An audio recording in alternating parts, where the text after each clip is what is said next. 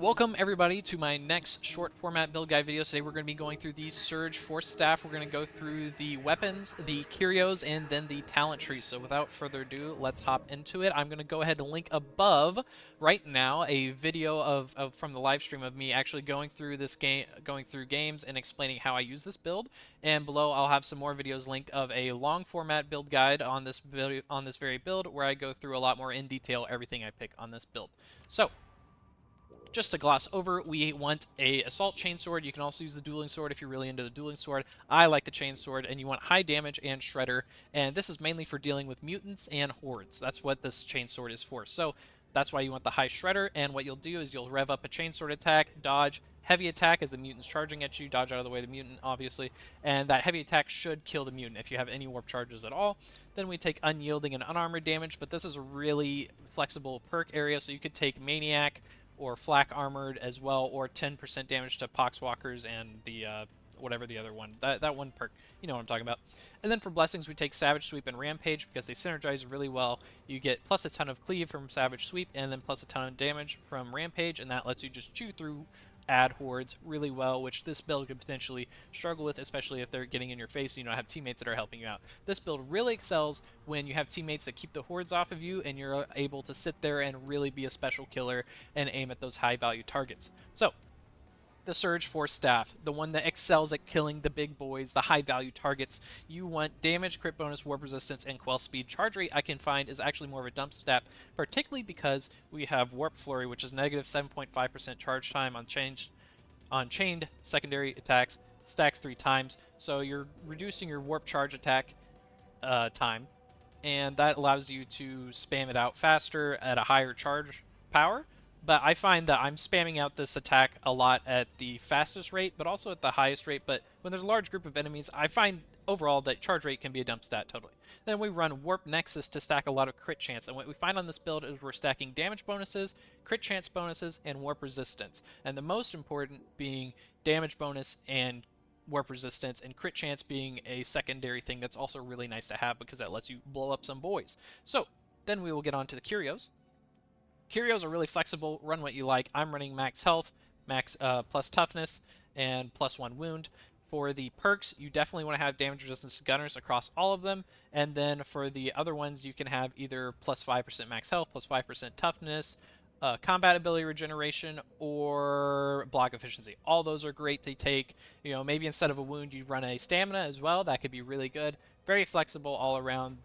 Just make your glass cannon a little bit more tanky. That's the idea behind it.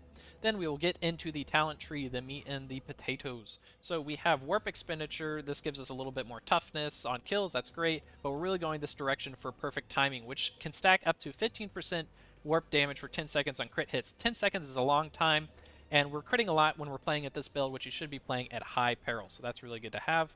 Let's see. I'll come over here to Soul Stealer, 7.5% toughness on warp attack kills, so you're killing things with your staff and with smite that we have down here below. You're getting a lot of toughness, that's great, especially when you're using smite, you're getting ran over by a lot of guys. Then we are rolling into Soul Blaze. We're rolling into a lot of Soul Blaze for this build, and that's the way I like to run it, but there are other ways to run this build. And one perk in particular I would like to mention, after we take 15 toughness, is Smite. This Enfeeble, I'm potentially going to drop that. Actually, you know, I'm going to do it right now. I'm going to drop that Enfeeble, and I'm going to take Battle Meditation, but you could totally take that Enfeeble as well. And Battle Meditation allows you to take 10% crit, quell 10% on kill. Wait, 10% chance to quell 10% on peril kill. Peril on kill. Oh my god.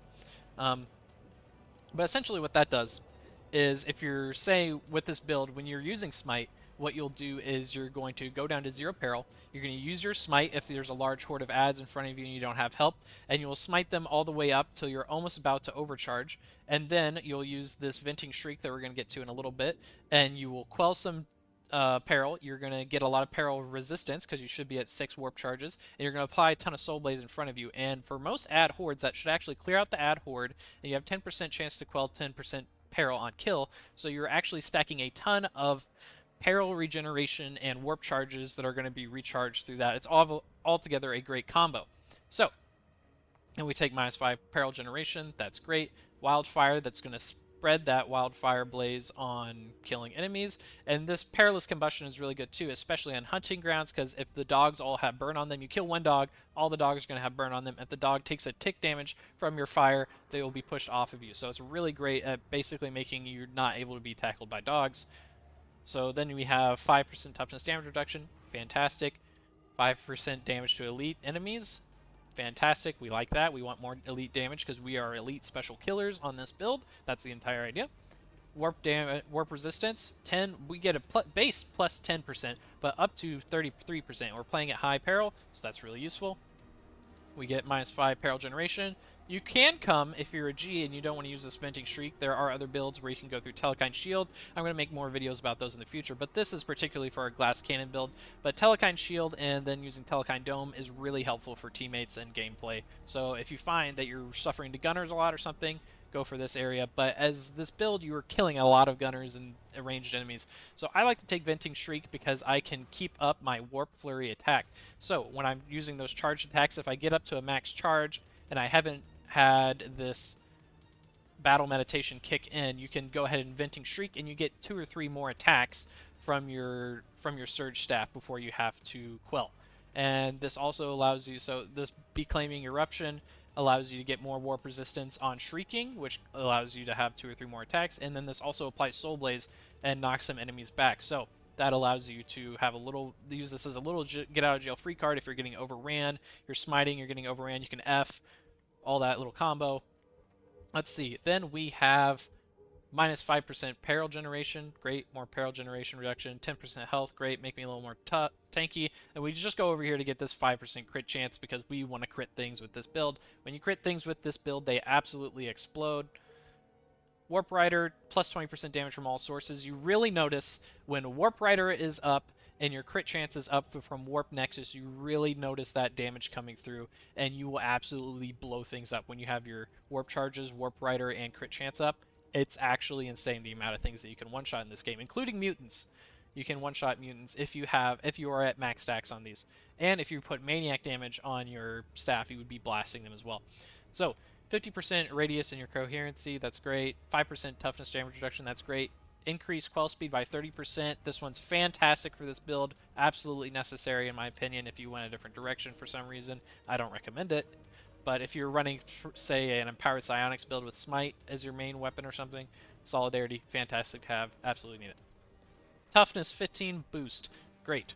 More toughness. Warp Siphon, this is the meat and potatoes of the build as well. Warp Charges, you want to stack up 6 Warp Charges because when you have 6 Warp Charges, you get -6 peril generation for everything. So your staff and Smite will have -6% peril generation stacked up to 6 times because we take Warp Battery, and then increase all base damage by 4% per Warp Charge as well. So that's 6, 12, 18, 24% base damage plus 36 net -36% peril generation.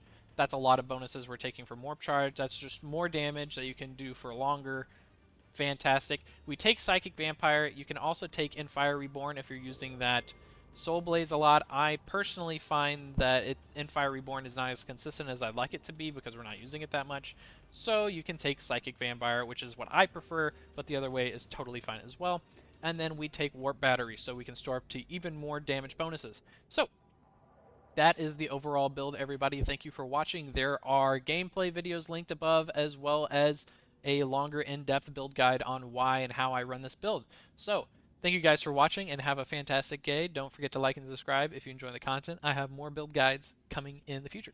Thank you.